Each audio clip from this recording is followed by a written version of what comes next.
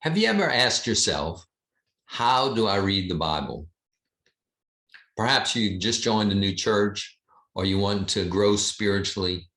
And for the first time as a beginner, you're looking at how do I approach this huge book called the Bible? Well, today I'm going to share with you 3 tips on how to begin to read the Bible. My name's Dean Sunseri. I have a doctorate in practical ministry. I also have a master's in theology from Notre School of Theology. But that's not nearly as important as the fact that reading the Bible is very simple. And we want to keep it simple. We want to help you get a good start. And we want to help you begin to challenge yourself to grow spiritually and to grow as a human being. So we're going to get right into the teaching. And I want you to stay with me as we go through these 3 tips and make sure you begin to practice those today and to begin your journey. So the question is, how to read the Bible. And these are 3 tips for beginners. Let's start with tip number 1, where to begin. As you can see in the index there, the Bible is 66 books, and it's divided into 2 sections. One is the Old Testament, which is the books that were written before Jesus became a human being. And then there was the New Testament, which is talking about when Jesus came and life after Jesus died and rose from the dead.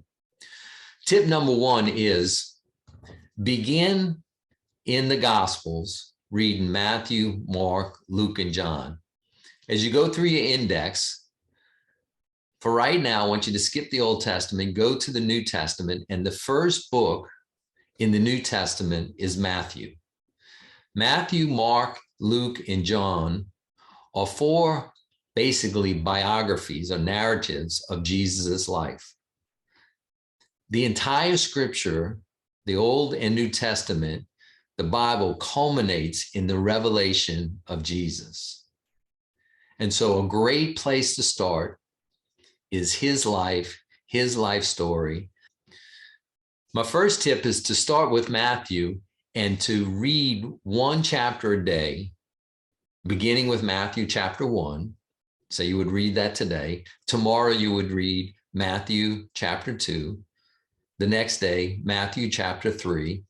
And after you finish the book of Matthew, then you would move into Mark. Mark chapter 1, Mark chapter 2 the next day. Then you would move to Luke. Then you would move to John. It's a great place to start. It's the central message of the entire Bible. Take 1 chapter a day, starting with Matthew, going to Mark, going to Luke, and going to John. And when you read the chapter in the day, I want you to read slowly and to think about what you're reading. Reading the Bible is not a sprint, it's a marathon.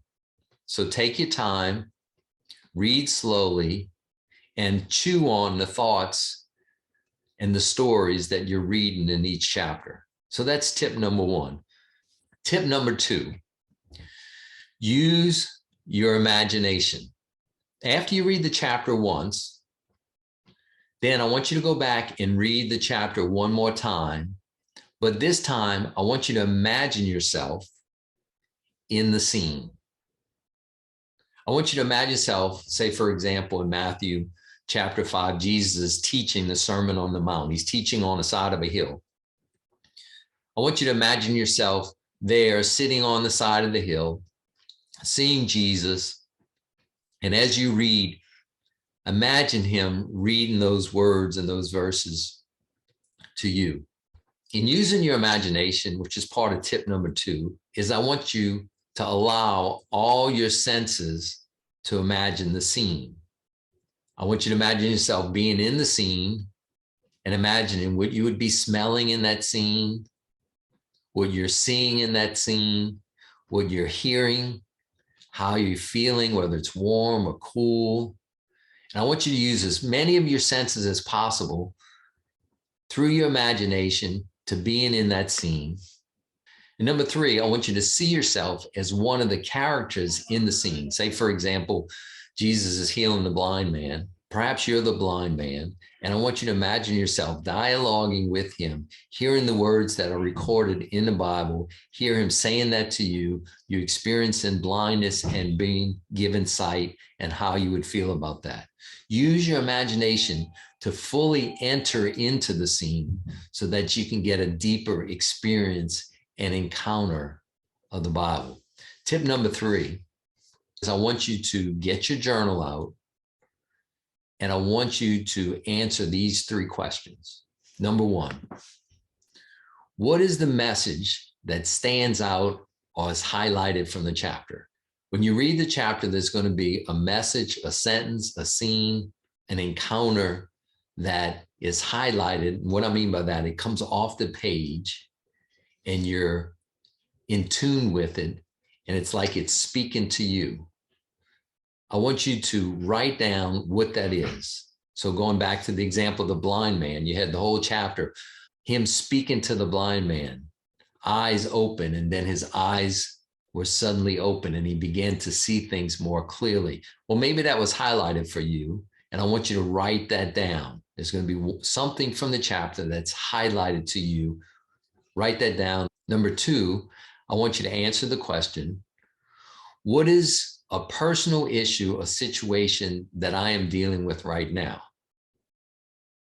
So I want you to reflect on your life. I'm dealing with estrangement in an important relationship. I'm dealing with an unhealthy habit that I'm having a hard time letting go of. I'm dealing with financial pressure and I don't know where the money's coming from. Whatever it is, I want you to write down a personal issue, a situation that you're dealing with, and record that as the answer to number two. And then number three, I want you to answer the question, what is the direct message to me from the chapter? So you have the highlighted story, you have what you're bringing to the story, and then the third part is what is the message that I'm being told right now from the chapter.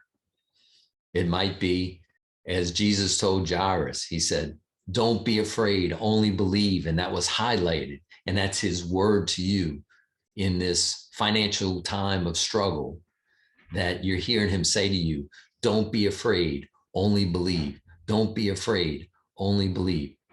I want you to do those three tips. Read one chapter a day, slowly, go back and read it again. Imagine yourself in the scene. And then the third tip is to answer these three questions in a journal. And this will be a great start in beginning to integrate and make the message of the Bible come alive, but not only come alive, but to also be integrated into your life. You know, I heard one time that wisdom is applied knowledge. It's not enough just to get the concepts in your head. What's more important than just getting concepts in your head is to apply them in your life. And so you follow these three tips, and you'll not only get the message, but you start applying in your life, and it'll start creating spiritual transformation. I hope this has been helpful on how to get started in reading the Bible for beginners. And let me know in the comments, what is it that of these three tips that really spoke to you? God bless you and see you soon. And now we have a bonus tip. People often ask me, what translation should I use when I'm beginning to read the Bible? My recommendation to you is the NASB, the New American Standard Bible. It's an easy translation. It's very authentic to the Greek and the Hebrew that it's translated from, and it's easy to read in modern English language. I'd recommend you look in the description right now and click on the link for the New American Standard Bible and check it out for yourself.